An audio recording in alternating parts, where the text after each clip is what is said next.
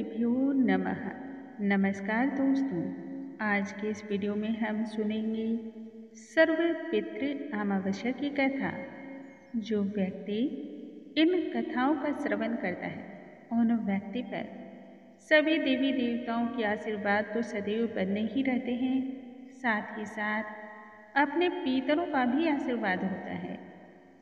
जिन व्यक्तियों को अपने पितरों के दान तर्पण की तिथि मालूम नहीं होती है, उन सभी को सर्व पितृ अमावस्या पर स्नान और दान करना चाहिए तथा इस कथा का श्रवण करना चाहिए।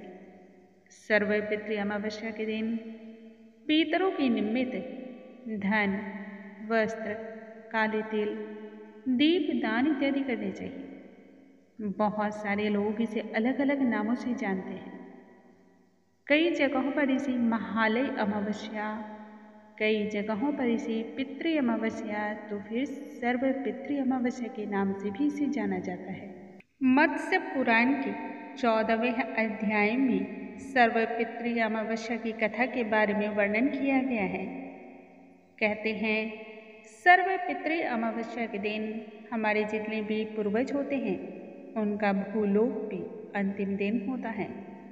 इस दिन वह सभी अपनी संतानों से सेवाओं को लेकर के भूलोक को छोड़ जाते हैं। बदले में दे जाते हैं बहुत सारा आशीर्वाद, ताकि संतान को कभी किसी भी प्रकार का कोई कष्ट जीवन में ना आए, हर विघ्न और हर पीड़ा का नाश हो जाए। शास्त्रों में कहा गया है, जिन व्यक्तियों पर अपने पूर्वजों की कृपा होती है, जिन व्यक्तियों पर पितर प्रसन्न होते हैं, उस व्यक्ति की कुंडली में यदि बड़े से बड़ा दोष भी है तो भी वह समाप्त हो जाता है। पितरों की प्रसन्नता के साथ ही देवी देवताओं को भी तब आशीर्वाद देना पड़ता है।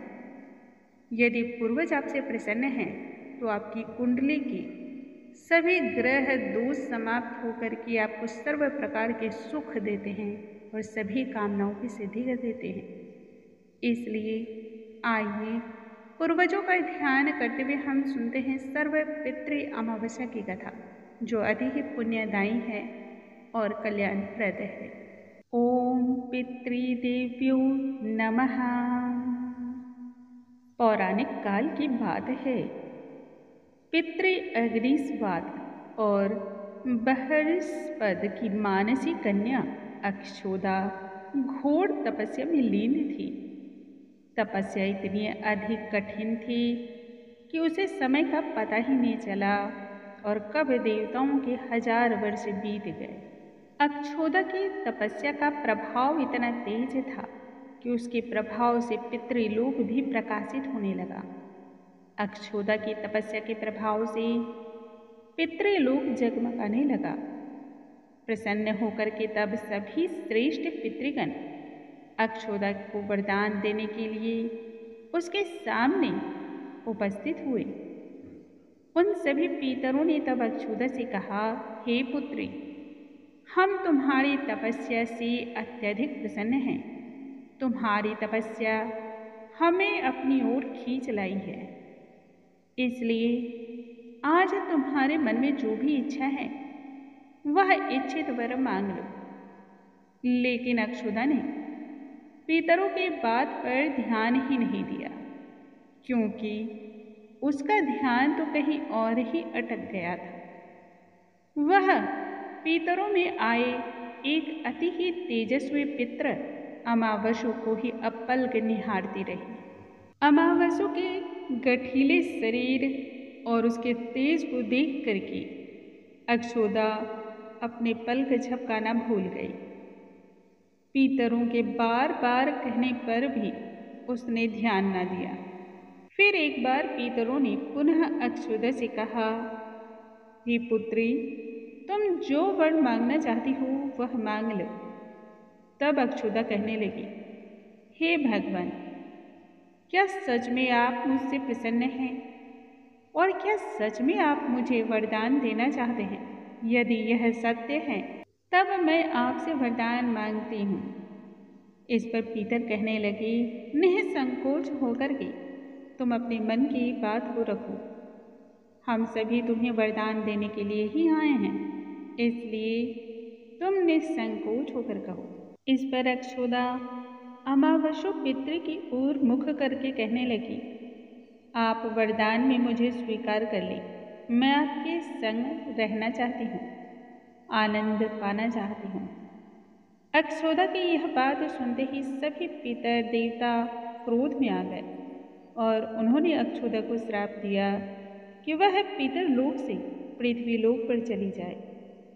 इतना सुनते ही अक्षोदा को अपनी गलती का एहसास हो गया। वह पीतरों के चरणों पर गिर पड़ी और क्षमा की याचना करने लगी। इस पर पीतरों को दया आ गई।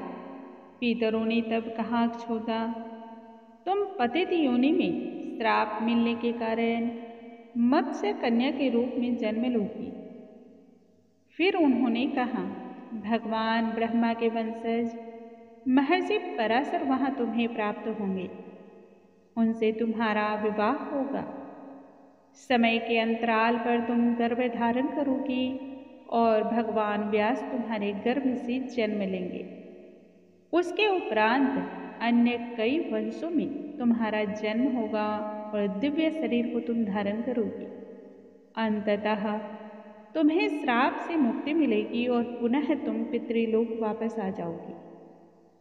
पीतरों के इस प्रकार कहे जाने पर अक्षोदा शांत पड़ गई और उसने इस आशीर्वाद को स्वीकार किया। अमावस्या के ब्रह्मचर्य और धैर्य की तब सभी पीतर सराहना करने लगे एवं वरदान दिया कि यह अमावस्या की तिथि अमावस्या के नाम से जानी जाएगी।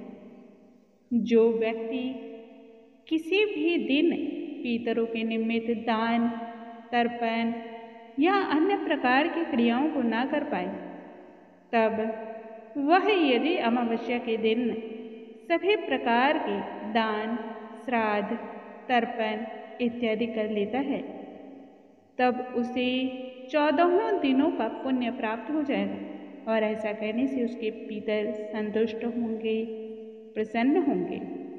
प्रसन्नता के साथ वह अपने पुत्रों को, अपनी संतानों को आशीर्वाद देंगे और इस धरती लोक से विदा हो जाएंगे। इसी के बाद से अमावस्या तिथि को बहुत अधिक महत्व दिया जाता है। उसे पाप के प्रायश्चित हेतु कालांतर में यही अक्षोदा महर्षि पराशर की पत्नी बनी एवं वेद व्यास की माता।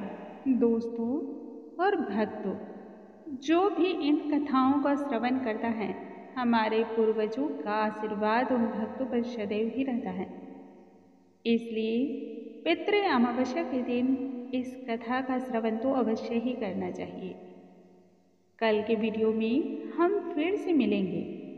यदि आज का कंटेंट आप सभी को पसंद आया हो तो इसे लाइक करना बिल्कुल ना भूलें और यदि कोई सुझाव देना चाहते हो तो कमेंट के माध्यम से ज़रूर दें।